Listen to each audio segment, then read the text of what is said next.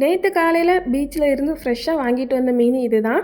எனக்கு வெளியில் கழுக கொடுக்குறதெல்லாம் பிடிக்காது. நானே கழுகி எடுத்தால் தான் திருப்தியாக இருக்கும். அது மட்டும் இல்லாமல் எனக்கு மீன் கழுகுறதுக்கும் ரொம்ப பிடிக்கும். பெரிய மீனுங்கிறதுனால கழுகுறதுக்கு கொஞ்சம் கஷ்டமாக தான் இருந்தது. இருந்தாலும் நானே அதை ஆப்ரேஷன் பண்ணி தலை தனியாக, முள் தனியாக, பீஸ் தனியான்னு எடுத்துட்டேன். மீனை பார்க்குறதுக்கே அல்வா துண்டு மாதிரி சூப்பராக இருந்தது. எங்கள் ஊர்லலாம் சூரை மீனோட பீஸை துண்டு துண்டாக வெட்டி விற்றுட்டு அதில் இருக்க முள்ளும் தலையும் தனியாக விற்பாங்க. அதை வாங்கி கறி வச்சாலே டேஸ்ட்டு சூப்பராக இருக்கும்.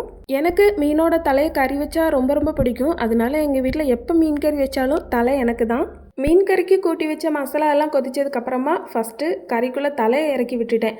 அதுக்கப்புறமா பாக்கி இருக்க பீசஸ் எல்லாத்தையும் போட்டு ஃப்ளேமை சிம்மில் வச்சு நல்லா வற்ற விட்டுட்டேன். மீன் கறினா கப்பை இல்லாமல் அது ஃபினிஷ் ஆகவே செய்யாது.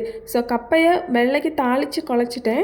ஹஸ்பண்ட் ரொம்ப மீன் கறி சாப்பிட மாட்டாங்கங்கிறதுனால அவங்களுக்கு கொஞ்சமாக ஃப்ரை பண்ணிவிட்டு எல்லாத்தையும் தட்டில் வச்சு சர்வ் பண்ண பிறகு பார்க்கவே சூப்பராக இருந்தது.